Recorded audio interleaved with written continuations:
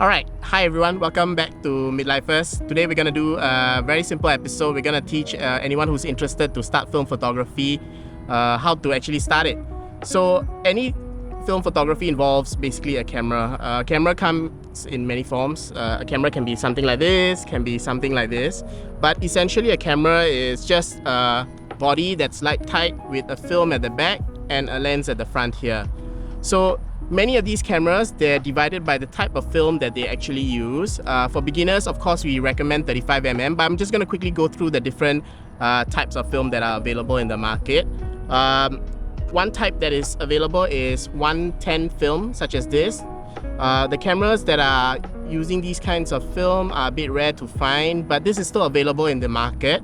The most common film that you will be used to seeing is 135 format film, also known as 35mm film. They come in packets like this, and of course for those more advanced shooters, you might see them using films like this. This is 120 format film. So all these three types of film, they can be further subdivided into the type of film it is. So specifically, you can have color negative film. This is the one that's most commonly used. You use it for a variety of situations. For those who like to shoot in color, this is the kind of film you will need to use. The other type of film that some people you might have noticed shooting is black and white film, such as this Ilford film here. And last but not least, a very uncommon film is slide film. This is a bit hard to shoot because the dynamic range of the film is a bit limited. But of course, and also finding places that develop this is a bit harder. But these are color positive films and you can still buy them, just a bit harder to find. As a beginner, I would recommend that you stick to color negative film such as this.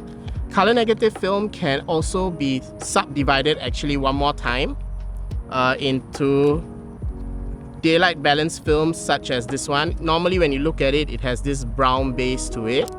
The other one is tungsten balanced film. So tungsten balanced film looks something like this. If you look at it, it has a slight bluish hue to it.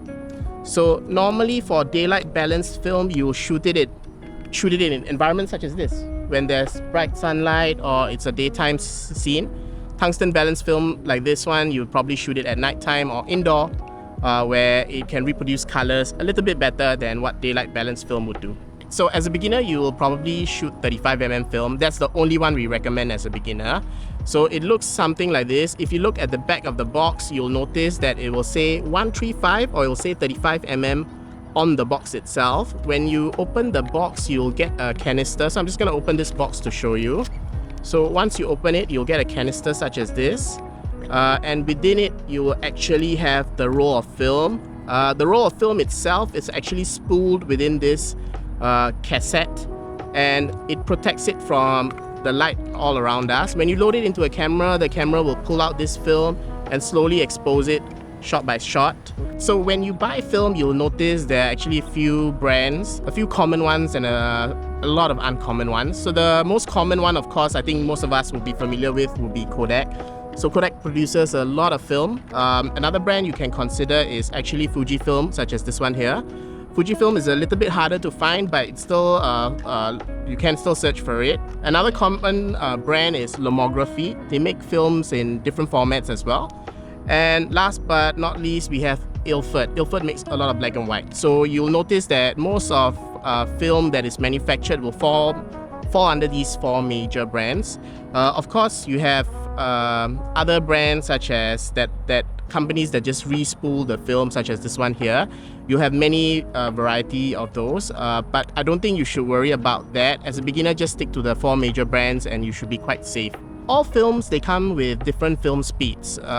Film speeds are denoted by a ISO or ASA number. Normally, you'll see it just beside the brand itself.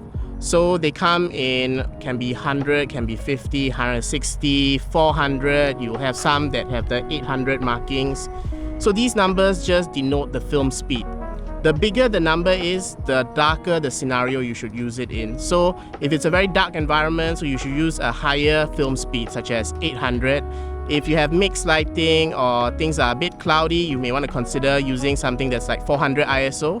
And if it's bright and sunny, then of course you should stick to something that's either 100 or 200, such as this Kodak Gold here. Kodak Gold is actually a 200 ISO film.